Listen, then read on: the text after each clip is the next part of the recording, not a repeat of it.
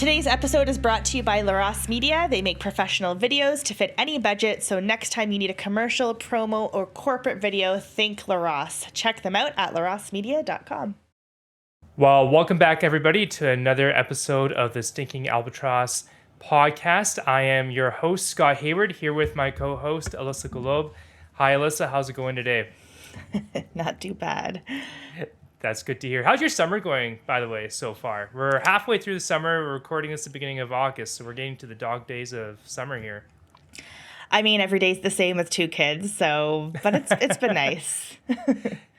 Yeah, I hear you loud and clear, but, having a little bit of structure to life isn't the worst thing in the world. So, speaking of which, structure to our life, we are continuing with our summer speaker series, and today we have on Ginny Roth. Now, Ginny is a partner and vice president at Crestview Strategies and is the former director of communications for the Pierre Poilievre leadership campaign last year in 2022. She's also a former organizer for the Progressive Conservative Party of Ontario and was a staffer as well at Queen's Park. So welcome to the podcast, Ginny. Thanks for coming on. Thanks for having me. It's good to be here. All right. Now, today we kind of want to talk to you about, social conservatism in Canada and how that fits within federal and political parties, which of course should be of a great interest to a lot of our viewers and listeners. But I think maybe before we get into that discussion, perhaps it'd be good for to hear from you, Ginny, kind of how would you personally define, what a social conservative is and is not in Canada? And so specifically, what would you consider and include in social conservatism in your definition of it? And also specifically, what would you exclude? Sure. I mean, I could spend a lot of time answering that question, so I'll try to. We got lots of time. Yeah, take all the time you want. We'll just cut out whatever is too long. Just kidding. Yeah. I mean, like all these political categorization words and concepts, they're everyone defines them a little bit differently, and they change over time. And so I will start by saying what my bias is, which is that I think Canada would be better served, the Canadian political universe would be better served by a broader definition of social conservative.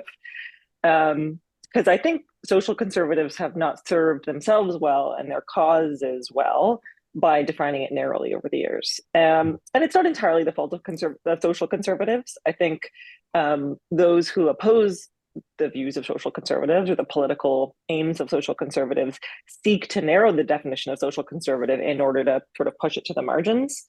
And that's easily done when most people in Canada don't use political categories to describe themselves. They're just sort of regular people with views that are strong on certain issues, depending on the issues of the day, but who tend to just be sort of busy with their lives and not think too much about how they categorize themselves.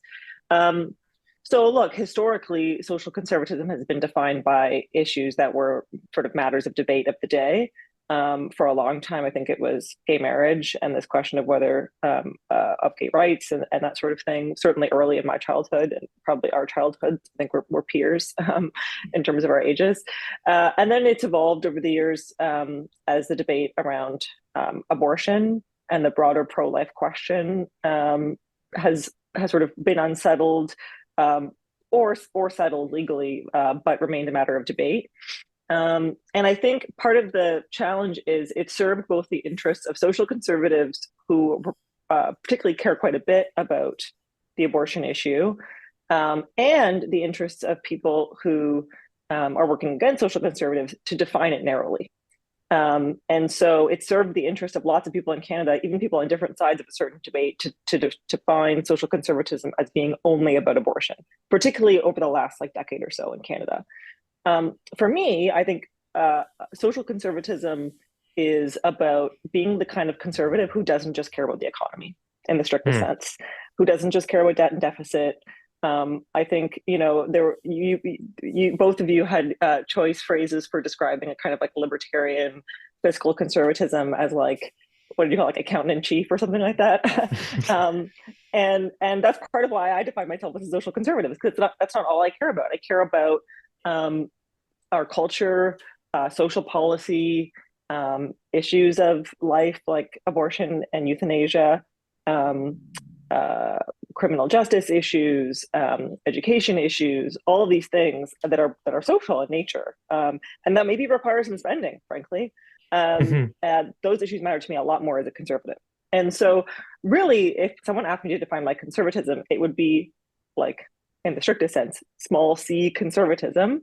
There's like a Burkean and Edmund Burkean kind of tradition there, that relies on like a respect for tradition and institutions and custom and common sense and those kinds of things. But that gets a little bit pedantic and a little bit philosophical, I think. And so social conservative is, I think, a good shorthand for that in the more sort of newsy political labels conversation. And the reason I'm so insistent on using it for myself is because I think I don't sort of run in social conservative circles, I guess is a way that you could put it. You guys run a socially conservative special interest group. I don't know how you guys define yourselves, a PAC, whatever you want to call it. And so you're in those circles. There's no question. I'm not. I tend to support more mainstream candidates. I have worked in politics, though a lot of people in your universe have as well. And obviously, I overlap with people in social conservative circles, but it's not sort of the only thing I spend time on. And so I like to lean into that definition because I think it's important to sort of challenge people who think that, I think people who live in Canada's big cities, who work in corporate Canada, who support mainstream candidates in Canadian politics, it's easy to write those people or expect that those people are not social conservatives. And so I sometimes like to push back on that a bit and say, no, actually I am. And I think sometimes people find it hard to process that. So anyway, that's a long-winded answer, but that kind of covers it. Yeah, I think you touched on this. Like, I think a lot of people on the other side like to define us because then they can pigeonhole us. And we oftentimes aren't that. Like, when we do interviews with the mainstream media, I think they're often surprised to learn that we don't want to, immediately ban all abortion, and that we care about policies that affect women. We always talk about unwanted pregnancies, but about unwanted abortions. How can we make women's lives easier or help them in a way that they won't automatically turn towards abortion? What are other countries doing to incentivize families in other countries or make it easier to, pay off, have lower tax brackets or whatever the case may be. And so I think that's really important. And that's something that, our organization is also trying to show that public opinion can represent public policy. And that's often what we say when we want to push a pro-life agenda. And specifically when it does come to abortion, like, do the majority of Canadians want to ban all abortion tomorrow? No. But what do the majority of Canadians want? They don't like late-term abortion. They don't like sex-selective abortion, that kind of thing. So on that note, in your opinion, what sort of policies, both provincially and federally, do you think that social conservatives should push to implement at these levels of government in Canada? Yeah, I mean, I think there's all sorts of areas where we can make progress. Maybe I'll start with the pro-life issue specifically. I think Kathleen Wagenthal's most recent PMB is kind of like a masterclass in finding a way to build a bridge between people for whom the pro-life issue is their singular focus and MPs and their supporters for whom they're pro-life in some ways, and there's some nuance there, and they're really open to the argument that the life in the womb is a life that ought to be protected. And, particularly in sort of edge cases where we know it's really compelling, the morality is really compelling, right? When a pregnant woman is murdered, two people are killed. Like, that is just the sort of common sense undeniability of that moral fact, I think, is so compelling for people. And so having legislation that makes that argument basically intrinsic to its facts, I think is just such a great way to go about appealing to social conservatives and advancing socially conservative issues within the mainstream and in a way that can be appealing to lots of Canadians. And that actually kind of like persuades in and of itself, right? When people are forced to confront that fact, I think it's really compelling. Another sort of on the life question, piece of public policy that I thought was really important was in Aaron O'Toole's election platform, talking about the impact of miscarriage on women and their families and how that should play out in their experience in the workplace, for instance. That's also an area where I think there's a lot of moral clarity for people, particularly people who've experienced that, which we know is tons of people across Canada who've had that tragedy themselves. And it just sort of makes people, I think, one, it has a positive impact on people's lives, which is like the primary goal. And two, I think it opens the door a little bit to people having more nuanced views about how they view life and when life begins and when life ends and all that. And so I think that's there are all sorts of things you can do on that front. At the other end of the life spectrum, I think conservatives right now, including not conservatives who would not describe themselves as socially conservative, are doing great work on the euthanasia file and really pushing back on the excesses of so-called MAID. We can do more there, but in many ways, the pro-MAID people are doing a lot of our work for us because they're exposing themselves for just being like deeply, deeply unethical and immoral. And they're making a slippery slope argument that many of us made years and years ago. So those are two areas. But I also think there's so many things that we can do. One, on just baseline freedoms, freedom of religion, freedom of speech, that create space for social conservatives to talk more and not be silenced and not be canceled. And the conservatives are doing some good work on that, and pushing back on provincial attempts to do that, like in Quebec, or to not allow for freedom of religion and speech. And then there's a whole bucket of policies that we just don't even spend enough time talking about. Pronatalism policies, like economic policies that seek to increase birth rates. So like, for instance, and this is where I think it's silly to separate fiscal conservatism from social conservatism, because fiscal and social policy are always interconnected. Like, I think our tax system should treat a tax unit not as an individual, but as a family. By treating tax units as individuals and taxing people individually, it's so silly for me that my husband and I have this family unit. We have income as a family, we spend as a family. We don't divide between our incomes. That's a good thing. I think that's something that we should encourage. I think that's good for marriage and family formation and childbearing.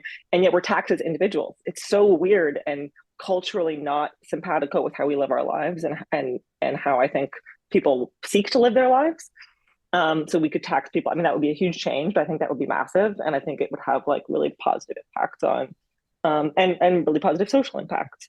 And then like at other levels of government, I mean, there's so much we could do on education. I think just having a school choice agenda where people have vouchers and they can take their tax money and will go to whatever school they see fit to fit with their values and their perspectives. Anyway, I could go on and on, but there's a lot we could be doing for social conservatives. Yeah, I just want to interject. Oh, so go ahead, Alissa. Yeah. I'm just going to have a follow-up on that question. Now, do you think, like, with regards to Kathy Wagenthal's bill, which is C-311, every single Conservative MP did vote in favor of it, and then every single Liberal and NDP MP voted against it. Do you think that if there was a Conservative majority, if Erin O'Toole had won a majority in the last election, that would have been the same result? Or do you think that Conservatives just felt more comfortable to vote for it because they knew it wasn't going to pass anyway? I think the fact that they all voted for it tells you that they spoke as a caucus and agreed it was a very reasonable bill. And I think for the reasons we discussed, right? It does not read as a bill that is seeking to do something beyond what it says, right? Like it's just and I think that's very defensible. So even if you have a Conservative MP who wouldn't describe themselves as pro-life, but who thinks that questions about when life begins and ends are nuanced and complicated, and that there are instances where they do think it's worth acknowledging the life of the womb, that this bill gives them room to be true to that without putting them into a box, and that's why I think it's so effective as not only just good public policy, but a good political tactic. And so I think for that reason, it would be hard for a lot of those MPs not to support it, because on the face of it, it's just such good legislation. So it's not like if it passed, if there was a majority Conservative government and it passed, it wouldn't actually change anything related to abortion policy in Canada. And so they could, I think Pierre Poilievre could feel very comfortable in saying that, and his cabinet, his government could say that. So I'm hopeful that they would. Who knows, right? Like the pressure from the media can be very intense, and we've seen plenty of conservatives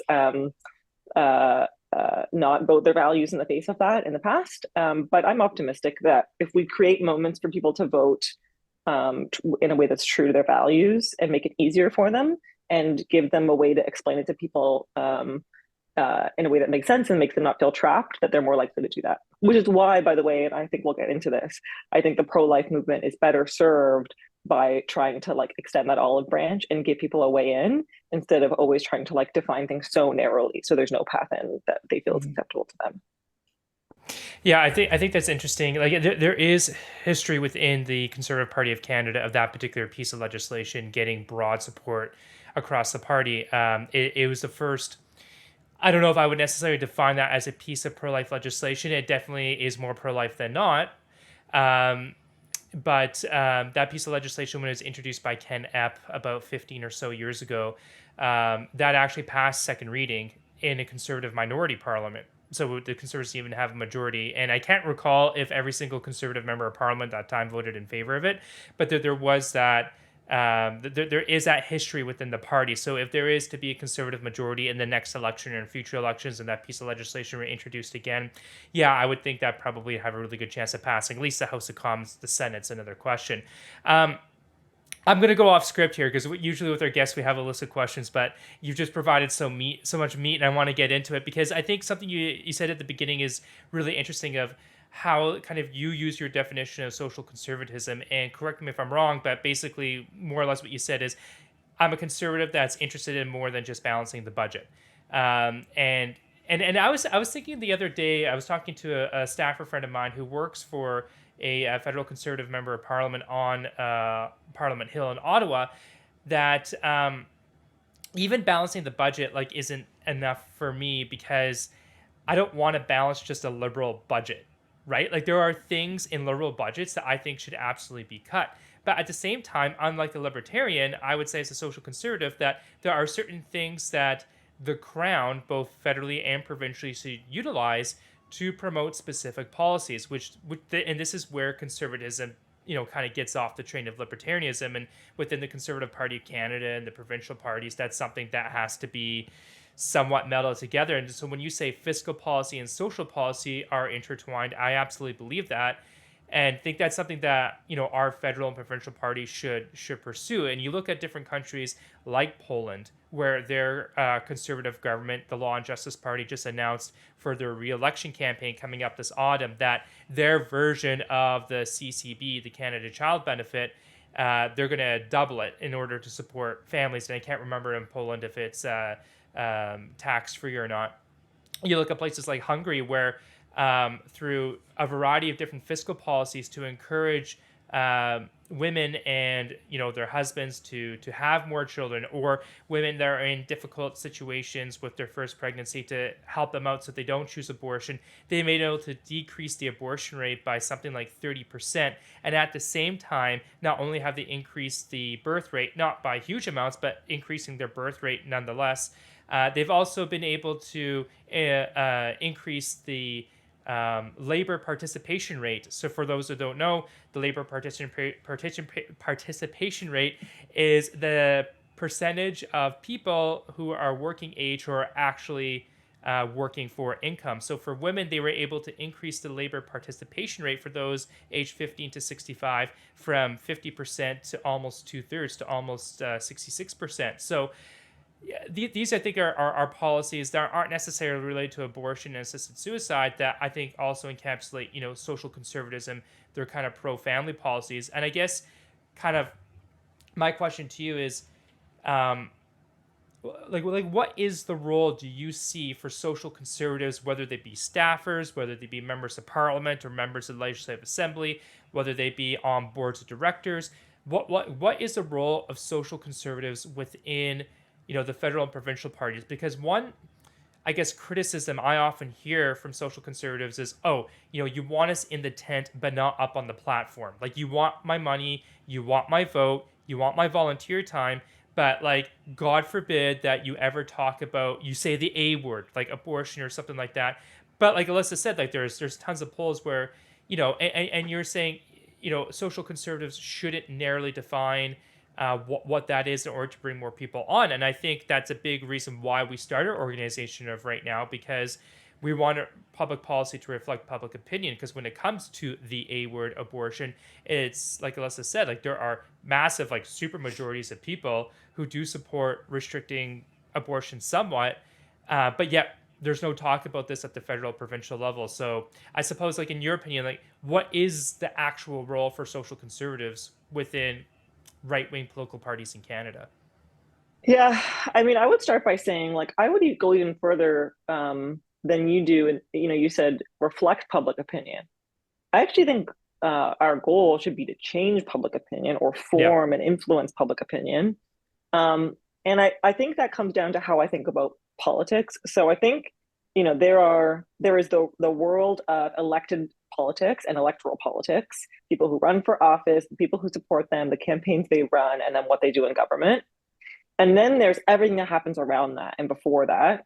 I like the phrase, the conservative movement, for instance.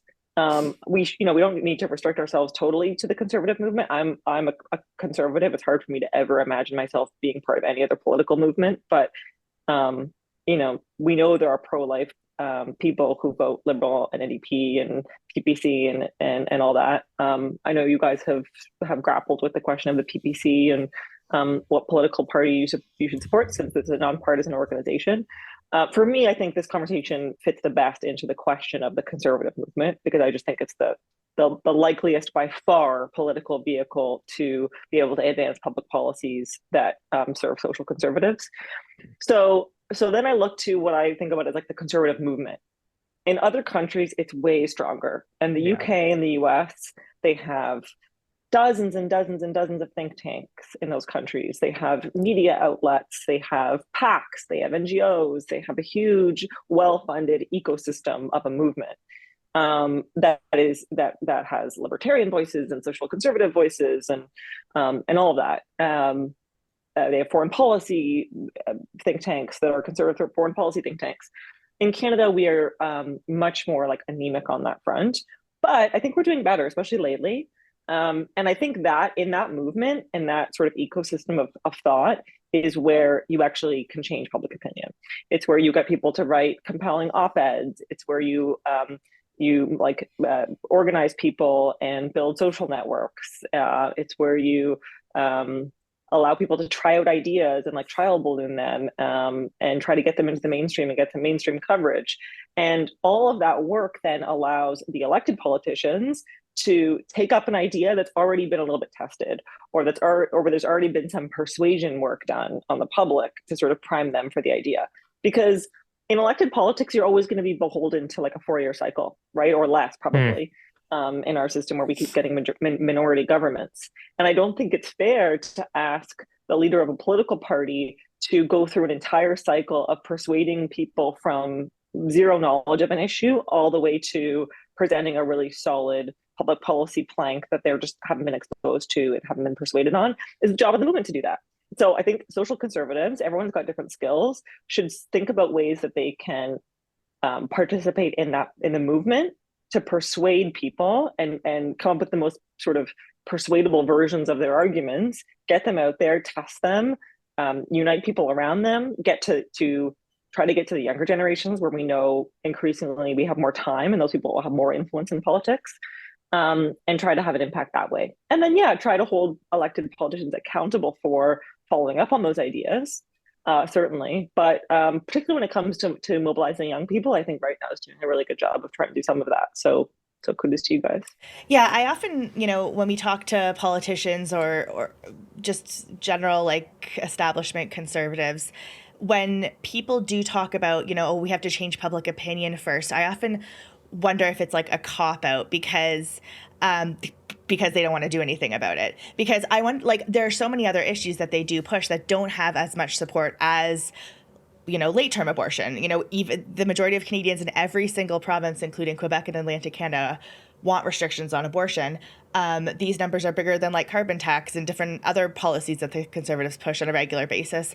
Even when you're talking about, I mean, I'm going to branch off a little bit here and talk about what's happening in New Brunswick. Like poll after poll after poll show that the majority of Canadians, the majority of people in Atlantic Canada want parental consent if a minor is socially transitioning in school. But you know, if you just see the media or this like very small kind of fringe opposition, you would think it was the majority. But the numbers and the support constantly show it's the other side. I think that the Conservatives, you know, we have the numbers, we have that public opinion with certain elements of social conservatism. We lack the wherewithal and maybe even the communication skills to accurately, you know, voice that when it comes to bills or just policies in general. I'm wondering if you agree with that assessment or not, and if you do agree, like, what's something that we can do to change it or to better the communication element of it? Without burning everything down too, right? Yeah. Sure. Yeah. Because, like, sorry to interrupt, but, like, even the C311, like, you know, the minute you no one ever talked about what this bill is about, because the minute you talk about anything to do with women or baby or whatever, immediately it's just the same talking points from the Liberals. And then the Conservatives, instead of actually talking about the bill, they say, oh, it's not about abortion. So they're saying it is about abortion. The Conservatives are saying it's not. And then it's like the actual bill and what it's trying to accomplish gets lost. So the communication is, like, to me, sorely lacking there, the skills. Yeah, the communication skills is a big part of it. And I also just think the courage. Like, I wrote a piece after when Aaron O'Toole was sort of on the cusp of departing or had already departed as leader, where I was like, we need to like stop we need to get out of defensive mode and get into offensive mode. Yeah. And have and elect a leader who has the courage to just make a basic argument for anything, right? Yeah. Like, yeah, abortion is a third rail, the A word, like, well, whatever. But at least Poilievre on a couple other issues, like, we weren't even talking about crime or addiction or anything like that, because it was like, oh, Conservatives lose on that issue, which is absurd. Like, violent crime had skyrocketed under the Liberals. They then like mopped the floor with us by talking about gun control, like because we had nothing to say about it. And we've totally turned that issue around. Like, we've done a 180 on that issue, and I think that's because of like yes, the courage of your convictions and the communication skills to say, no, I'm not accepting the premise of the debate that the mainstream media and the Liberals are putting forward. I'm going to reject that premise. I'm going to assert a new premise. And on my premise, I'm going to win the argument. And by the way, my premise is true. And like, it's not impossible to imagine a world where that could happen on abortion, particularly on some of the questions that are where we know public opinion is more aligned, like late term or what have you. And so I think it's going to require a combination of those two things: political courage and communication skills, and a path in, right? Like, I think you need to bring the public along with you. You can't just like leap forward to a version of the story that the public's not used to yet. And so, you know, I think Leslie Lewis has done yeoman's work. You know, when she first came out on the scene in her first leadership campaign and said, these, I can't remember if it was like 5 things or 6 things. Here are like, my four things. Yeah. Here are my 4 things. You know, every reasonable voter was like, oh, well, okay. She's being upfront about what she's going to do. And those 4 things are totally reasonable. Like, I think that is the more of that we can see, where it almost like desensitizes the public to hearing the A word, right? Or like to grappling with or wrapping their head around public policy that on the face of it they might react to, but then actually when they think about it for 5 seconds, they go, that's totally reasonable, and actually I agree with that, just as they would if a pollster called them and asked them that question in the way that they gauge public opinion. And so that's why I think it's really important to have pro-life members of caucus. I also think it's why it's important to have pro-life members of caucus who are good communicators, right? Who aren't going to go out there and say things that will like totally undermine that progress that's made incrementally. So it's like incremental progress at the margins, and then a combination of political courage and communication skills to, when the moment is right, be able to affect real change. And it's really hard on an issue like abortion, where the media, like setting aside the liberals, the media have worked overtime to make these issues like ones that you actually can't discuss the substance of. You can only discuss the politics of them, to your point about Kathy Wagenthals' bill. And I think there's room for that. And I think the public would be open to it. We just need to try. Yeah. See, on the media point, I think I would have agreed with you probably up until 2-ish years ago. But I noticed that there was a change when maybe, I don't know if the Liberals were overplaying their hand on it, but when the Dobbs decision came down during the leadership race last time in 2022, in almost just over a year ago in June, where the Supreme Court of the United States had overturned the Roe v. Wade decision, you saw people such as Althea Raj, who, like, I don't know exactly where she stands on abortion, but she works for the Toronto Star, used to work for Huffington Post. A lot of people assume that she's somewhat pro-abortion, pro-choice, what the label you might want to put on it. She was on CBC's At Issue panel talking about, you know, how it's not unreasonable for the Conservatives to have some sort of policy on abortion, whether it be sex selective, late term. I don't think she's saying pain capability, but something like that. And then, of course, you had, well, not of course, but you had Andrew Coyne, you know, kind of agree on it. And then you had Chantal Hebert saying, like, it's ridiculous to say that, you know, that you shouldn't have any pro-life members of parliament. And then she went to go call the Liberals pro-abortion. So I think there is a change in the media. I think we saw that recently with Bill C-311, where the Liberals came out almost right away and said it was about abortion, and a lot of, you know, legacy media, mainstream media, whatever you want to call them, were making fun of the Liberals, saying like this isn't the case. Unfortunately, the OLO comm shop didn't pick that up, and they also played into that game. So I think that if you're going to have a policy, for example, like Leslyn Lewis during the last two leadership campaigns, and if Pierre Poilievre were to pick that up, I think it would be successful if you're clear, if you're concise, and if you're reasonable on pro-life policies. I think you can win on that with the media. I guess kind of what you were saying, and when it comes to, you know, the lack of fortitude and the lack of communications, it's important to have strong communicators who are pro-life within caucus. I would also say that you would need that, maybe even more so to a certain extent, within, for example, the office of the Leader of the Opposition or party headquarters, whether that be at provincial or federal level. And, you know, from my experience, and you can correct me if I'm wrong, Ginny, in my experience from the outside looking in, it seems to be that the percentage of people who are working in, and Pierre's is probably a little bit different to be fair, but the percentage of people who are working in the OLO in Ottawa, or the Premier's office in Queen's Park in Toronto, or the Premier's office in Alberta, is not reflective of the percentage of people who hold certain views and values within the Conservative voting universe, whether in a certain province or across Canada. So I guess, like, we often hear, like, hey, political parties in Canada, because it's a Westminster first past the post parliamentary system, everybody has to put a little bit of water in their wine. And I guess from our corner of these political parties, if we're to continue to be a part of them, which I'm not saying that we shouldn't be, what would you say to a red Tory who maybe is militantly pro-abortion, pro-choice, whatever you want to call it? What would you say to them, like, hey, in order to, like, address the issue, the abortion issue, this is the wine that you got to put into their water? Because right now, from our perspective, it's all water, no wine. Yeah, it's fun. I think in some ways, pro-choice or pro-abortion, whatever you want to call them, conservative activists or, you know, staffers, MPs, etc., within the conservative movement are, like, almost more strident about it than just, like, centrist voters. 1,000%. That's our experience constantly, whether it comes to nominations, leadership races. Like, dealing with big L liberals on this issue is way easier and way less of a headache to deal with than red Tory big C conservatives. Almost, I don't know what you would say about that, Alissa, but in my experience, they're way more difficult to deal with. It's almost like talking to a brick wall completely. Well, that's because, like, traditionally the Liberals had pro-life elements in their party. They had pro-life MPs. They were traditionally pro-life to a certain extent. So they're not all Justin Trudeau's even to this day. So I think that's why they're a little bit easier to deal with. Yeah. I mean, they were the party of Catholics for a long time. Yeah.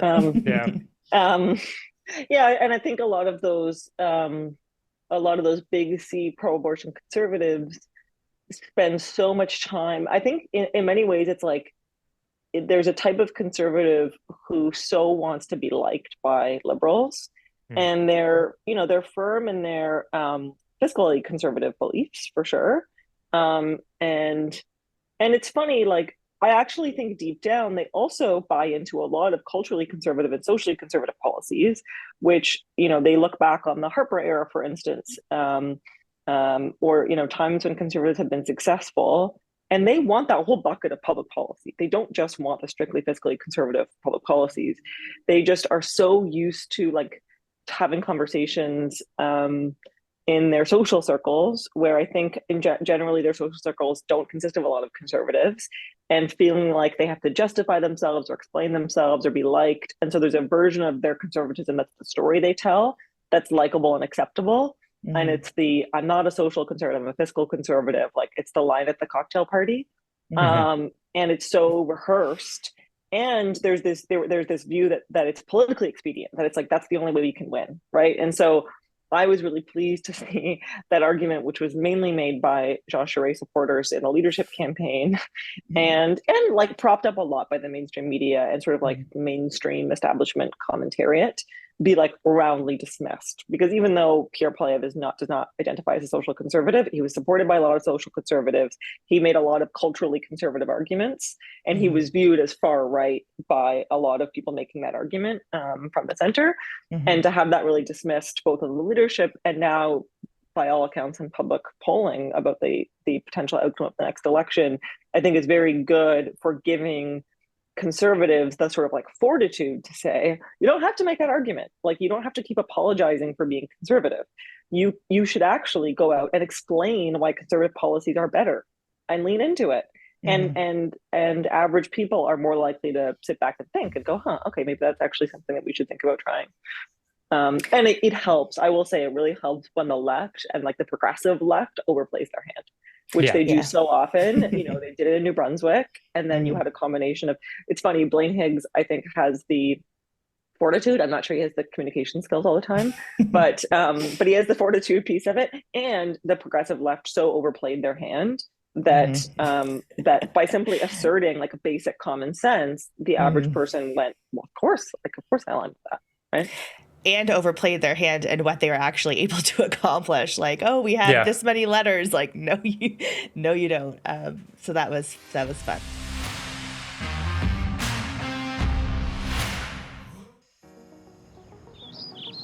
We live in a world that grows through communication. Every connection comes from a dream to be heard and realized. To welcome a better future. What are your dreams? LaRosse Media will help communicate your vision through our professional video production services and marketing strategies. Start building connections to your future audience. Visit larossemedia.com and be sure to check out our extended service options.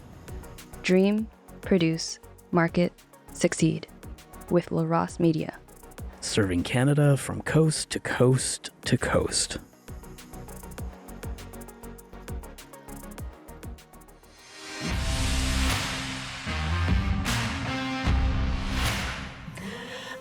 Okay, so we're talking about Pierre. We're talking about the next election. I mean, we've obviously lost multiple times in the last few election cycles. Polls are up right now for the Conservatives. Will they stay that way? We'll see. We also have the PPC at play. I know with some of the by-elections, that was a question that didn't end up becoming a huge deal in some of those circles, in some of those ridings. But what kind of policies or where do you think that social conservatives, what part do you see in them playing in the next election, if any? I think social conservatives should seek to influence the platform, and they should really try to make sure that it's a platform that is not just restricted to fiscal policy, but that includes all kinds of sort of culturally conservative and socially conservative ideas. I think social conservatives should also probably be okay with the idea that Pierre Poilievre is not going to use the phrase social conservative. He's not going to use the A word in the next short-term election cycle. That's just not going to happen. So where can you have an impact, right? I think there's a reason so many conservatives get excited about defunding the CBC. It's because they view the CBC as advancing all kinds of ideas and values that they don't agree with, and not being good for free speech and that kind of thing. Great, get behind that, support that, make sure it's in a platform, make sure it gets followed up on. I think there are, criminal justice and um, other sort of areas of, frankly, even fiscal policy. Like the idea of caring about cost of living and the impact of our economy at the individual and family level versus just the GDP is, I think, really interesting. So this question of immigration policy, which for so long there was like a really strong consensus on, and now again the liberals, by totally overplaying their hand and moving so far in the direction of just like jacking up immigration numbers like crazy, now that's making people go, huh, maybe that's a little bit too much. Maybe we should think more about the impact on Canadians who can't afford housing, who can't get access to healthcare, et cetera. Mm-hmm. So I would pick those issues where it's not just purely fiscal policy, and really try to support those. I also think it's really important not just to promote pro-life MPs who are defined primarily by pro-life issues, but the kinds of MPs who are social conservatives, who are really strong communicators and who talk about a variety of issues. Like Garnet Janus is a great example of this. He cares about foreign policy issues. He's clearly a social conservative, clearly pro-life, but he is speaking up about human rights abuses for Uyghurs in China. Like he's speaking up on all kinds of issues that social conservatives care about, that people who care about religious minorities in other countries, etc. So like to me, Garnet's actually an example of like a path in, right? In many ways, he's a mainstream politician, but he's also very ardent in his social conservative views. And I think those are the kinds of people who, if they're elevated within caucus, can have real impact. Yeah, it's interesting because I've always thought that if you look at the polling numbers now, and I know there's lots of conservatives who are getting excited about polling numbers, in August of 2023, when realistically the election's probably not going to be until the autumn of 2025. And hey, like it's been a long time since we've seen a string of polls that show the Conservative Party of Canada knocking on a door of a majority government. We probably haven't seen that since the summer of 2019, to be frank. But, election campaigns matter. And this is where I'm kind of going with it. I see social conservatism in the next election either being a help to the party or being a hindrance to the party. And I'm talking about federally now, but of course this applies in some ways. For the example I'm going to use, it applies even to a greater extent to provincial parties. And the example I'm going to use is what's happening right now in New Brunswick with Blaine Higgs and Policy 713 and dealing with gender ideology in publicly funded schools. Now, of course, that's a provincial issue, but as we know, those on the left don't really care about ultra-various different levels of government. They'll bring this issue up at a federal level, even if it's provincial. So you're seeing, whether it be in Mississauga, whether it be in Vancouver, whether it be in Ottawa, groups of just regular Canadians, it looks pretty groundswell, grassroots, protesting these frankly crazy wokist, like hardcore culturally Marxist gender ideology policies that are at school board levels. They're protesting in front of school board offices in these urban centers, in these suburban/urban centers like Mississauga. You're talking about a lot of Muslims, you're talking about Sikhs, you're talking about Hindus. These are groups of voters. Most of them are now citizens of the Canadian Crown, so they can cast ballots. These are people that, frankly, the Conservative Party of Canada, or in British Columbia, like whether the Conservative Party of BC or the soccer team BC United, need to win in order to win government and flip these seats. This is an example as a social conservative policy that would be an opportunity. At the same time, I can also see in the next federal election, for example, if the Liberals kind of see that the federal Conservatives are really reticent to touch this or embrace it, that they could do something dumb, but it's going to be politically smart. And like, for example, proposing a piece of legislation saying like, okay, we're going to amend the Criminal Code of Canada so that it is illegal to protest within, 150 meters of a library or any institution that's having a drag queen story time hour for kids or something like that. And then us, and by us, I mean big C conservatives, saying nothing about it. So I think it's two sides of a coin. Is I don't know what you kind of see this, but I see in some ways social conservatism offering like, hey, we can flip some seats that we haven't won since 2011. And at the same time, like, if you're not willing to embrace these issues, whether you like it or not, that sword is now going to be grabbed by the other guy, Justin Trudeau, and used against you if you're not even willing to, pick up your own sword, let alone a shield. So I don't know, I'm answering Alyssa's question myself, but do you kind of see that playing out? I think there's more opportunity than there is risk. Yeah. And I think the party has to lean into that, or we'll just get our lunch eaten. I guess the risk is not taking the opportunity in a way, right? Mm-hmm. Yep. Yeah, look, David Coletto at Abacus Data just was tweeting over the weekend that his latest data shows that the 10-point lead is holding for the Conservatives in the sort of horse race numbers. But he also tweeted something interesting, which was the breakdown of where the new growing Conservative vote is coming from. And I felt very vindicated because throughout the whole leadership campaign, there was this argument that 11% from the non-voters. Yeah, you need to win over the like mythical LP liberal conservative switcher, right? Mm-hmm. And I just don't think that's the path to victory. I think Pierre Poilievre has always sort of made the argument the path to victory is going to come from, yes, some former Liberal voters, going to come from some NDP voters in like working class Northern Ontario. It's going to come from non-voters, PPC voters, and in the breakdown, the biggest like jump was among people who haven't voted recently. Yeah. And so I think we have to keep that in mind when we think about what arguments we lean into and what arguments we avoid. And we shouldn't get caught up in this idea that we're going to alienate Liberal voters that we might win over, because I don't think there are that many of them on offer. Liberals are getting their votes from the NDP and they're not getting them from us. And so I think the issue of what's taught in schools and the rights of parents in those environments is like a great example of something where the left has really overplayed their hand. Yeah. They're hoping we'll be scared and stay silent on it. And that'll help them motivate NDP voters to stop the Conservatives, when actually there's a huge opportunity for us to have a multi-ethnic movement, a grassroots movement, opting to vote Conservative because they think Conservatives are the ones who support their values. And so I think Conservatives need to lean into that. And the question for Pierre Poilievre on any issue that comes up is going to be, is there a common sense argument I can make for where I stand on this issue that the majority of regular Canadians can get behind? And if the answer is yes, he should make it every time. He shouldn't opt out. Because I think there's more upside than there is downside. Yeah, I think one of the things I really like about this New Brunswick situation as well is because, I would juxtapose the two leaders all the time, because you had Justin Trudeau out at his events in the GTA blasting Higgs, and it was getting all the airtime. It was in all the mainstream media. And then when you asked Pierre Poilievre about it, he was like, oh, we should leave it to the provinces or whatever. So it was like the two were completely different.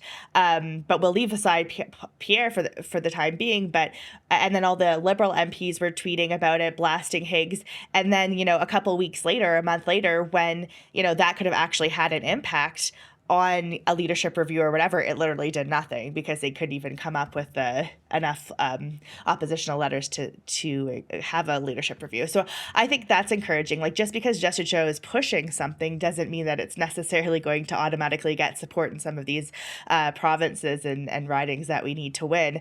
Hopefully this will be a good lesson for the Conservatives to see, okay, maybe that's not the best answer because it is a winning issue, and make I think ultimately Poilievre amended his response a little bit, and he sort of leaned into the idea that it's like none of the business of Justin Trudeau.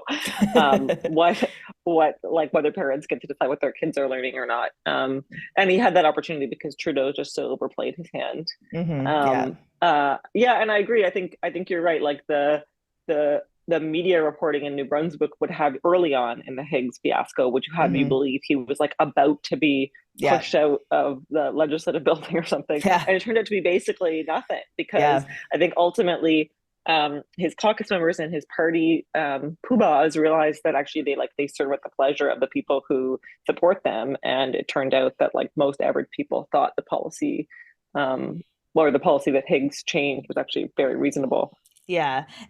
And I also love how, so this isn't even a question. We're just I'm just talking at this point. But I also love the fact that, even within his own, it was interesting with caucus management, because even within the caucus, a few of them, 8 of them or whatever, said they weren't going to sit during the legislature. And then Higgs is like, fine, if you're not going to participate, we're going to call an election. And those guys are so quickly back in their seats.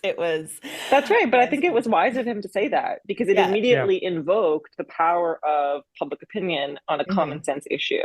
That, by the way, like, part of why you don't need strong communication skills is because it self-communicates. Yes. Like, just knowing the basic fact of, I'm sorry, you're not going to tell me what's going on with my kid in school. You don't have to be conservative to think that that's ridiculous. That might make you into one. Yeah. Yes, exactly. Yeah. Right. I keep saying this on Twitter. It's like, if you keep calling me a radical for believing in common sense things, you're going to radicalize me. Yeah, exactly. It's interesting because when you look at the polls, and I think David Coletto does great work. I think he's one of the kindest pollsters out there, and a lot of pollsters out there in Canada aren't particularly kind. I like listening to what he has to say, like on his podcast and whatnot. It's interesting because when you look at that 10-point Conservative lead as of right now in early August of 2023, you see it in areas where the Pierre Poilievre leadership campaign continues on, a year later. Places like Northern Ontario, places like Windsor, places like rural Atlantic Canada. And these are, I'm not going to call them easy, but like if you're to embrace kind of that more culturally conservative, but maybe not as hardline anti-private sector union type of conservatism that we've seen for, frankly, a few decades now in continental Europe, that we're just beginning to see in the United Kingdom and south of the border. You kind of bring that here. Okay, those are kind of the first kind of 30 seats that you pick up. Well, that brings them to the 150.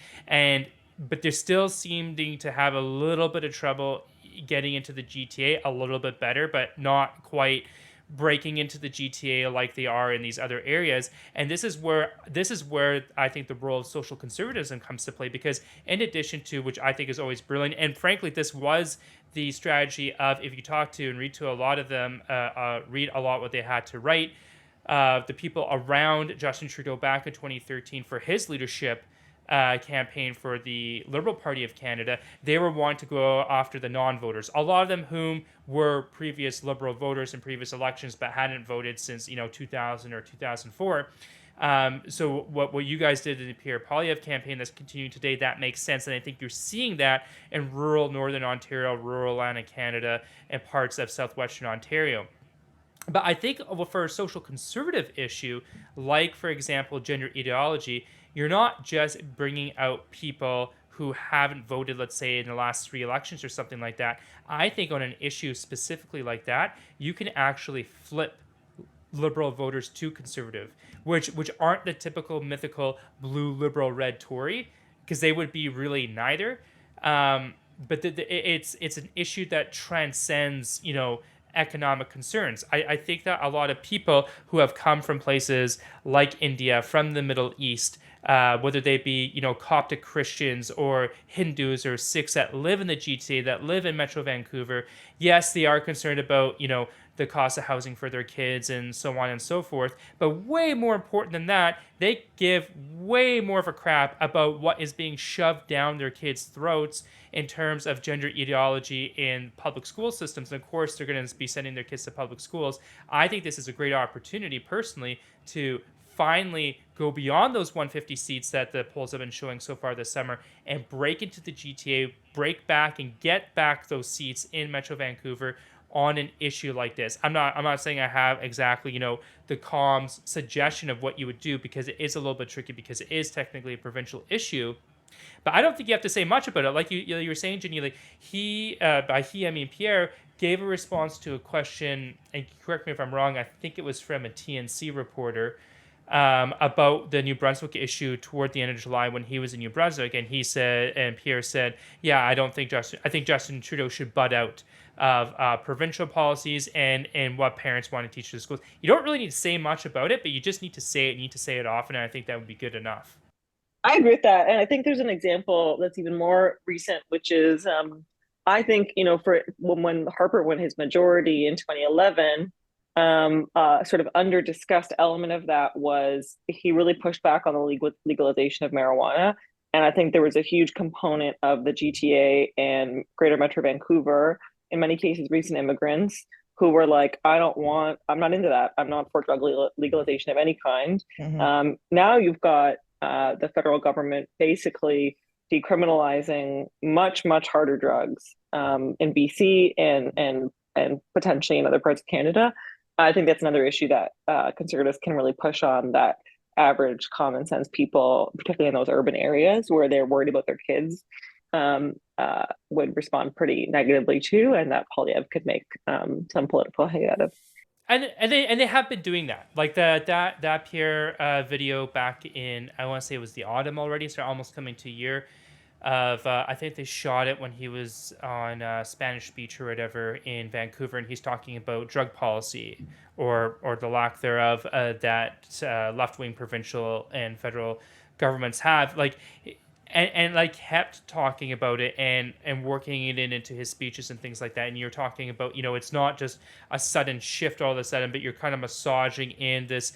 I'm not going to say it's a pivot. It's not a pivot, but it's something new. It's a new tool in the toolkit that point he of has. Emphasis. Yeah. And I think that's worked well. And I'm glad to see, like, one of my concerns, and we've yet to see, is like, okay, this 10-point lead. I think we saw. It'd be interesting to hear what someone like David Coletto and some of the other pollsters have to say about this. But from kind of what I can see, the big switch for having that 10-point lead this summer for the Conservatives isn't around the time in early July when the Bank of Canada announced that the overnight interest rate was going to be 5%. So I take this lead that the Conservatives currently have as a little fragile, because what happens 18 months from now when both inflation and the interest rate starts to decline? But you have a captive audience right now, so diversify the risk, so to speak, and let's talk about other issues besides just #just inflation. And it's good to see that the OLO is talking about severity of crime and decaying cities and drug policy, because I think those are things that even if the federal Liberal government wanted to fix, they can't fix in the next 2 years, unlike inflation and interest rates. So I think another tool in the toolkit, and we're going to probably see it this autumn when you have those protests flare up again in front of school board offices. I think that opportunity will still exist. And I think there is still time, not just for Pierre Poilievre and the federal Conservatives, but, for example, the Saskatchewan party in Saskatchewan, that's now getting a little pressure on the right, and we'll see how these by-elections happen later this week on that issue. Like, there is still time, I think, to embrace this, especially more so for the Saskatchewan part because it is provincial, to add kind of that tool to the toolkit and to lock down that 10% and expand the gains that they have been seeing from rural Northern Ontario, Southwestern Ontario, rural Atlantic Canada, finally into the GTA and into Metro Vancouver. Yeah, I agree. Well, Ginny, I have one final question for you, and I know, like, a lot of when you enter into a lot of these conservative circles, there aren't too many women, and so it's nice to see a fellow woman who's also Did you like just quite assume my gender, Alissa? Yes, I did. He hasn't self-ID'd yet. You can that's sue me right. later. But I'm just wondering, like, what got you interested in politics and kind of your backstory into getting involved in getting these positions later on in life? Sure. Yeah. I grew up in Toronto, in a pretty liberal household. Not big L liberal, but an urban liberal Toronto. We read the Globe and Mail, listened to the CBC kind of household. Mm-hmm. And I think I was a bit of a contrarian, so that probably was what started me looking into conservative thinkers, and I started out as a real like Ayn Rand libertarian conservative. Wow. Like, that was really, the freedom stuff was really compelling to me. I've obviously evolved from there, although I will say, like, I think that still for me is a baseline worldview, that I think, like, there are these bedrock fundamental freedoms that need to be secured in a functioning country and democracy, on which you can then build conservative culture and a traditional culture. So it's not totally, I didn't change my views. I think I just built on them over time.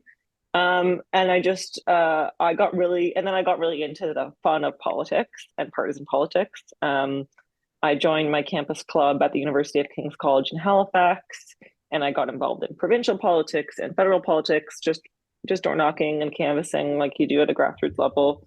Nova Scotia was great, where I went to school, because it was such a small universe. And it was just like, within a year of being involved, I felt like I knew everyone.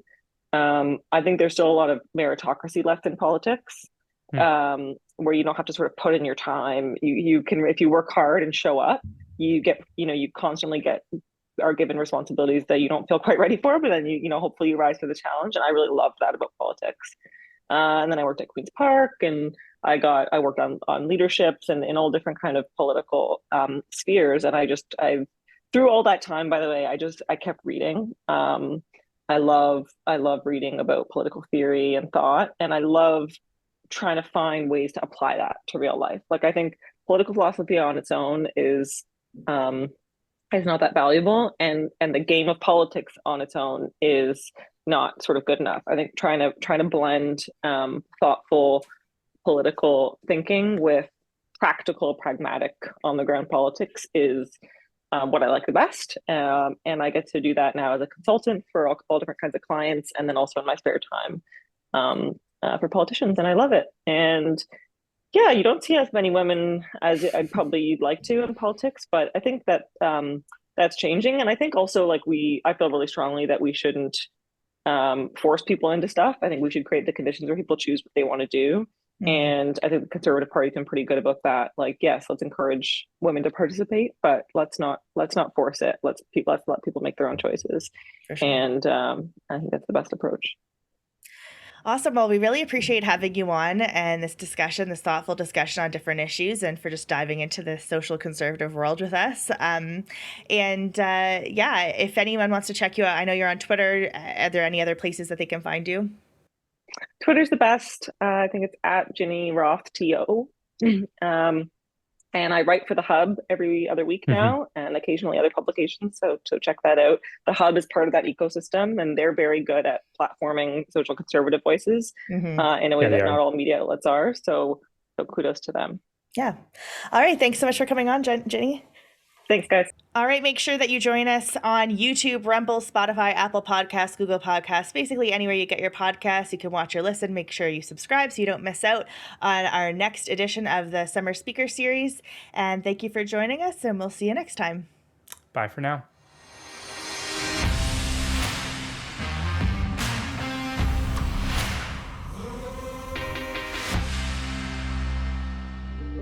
Nature communicates with us in a universal language. The sunrise starts a new day. The sunset marks our accomplishments. The most beautiful communication is where the speaker and the listener match perfectly and understand the same message.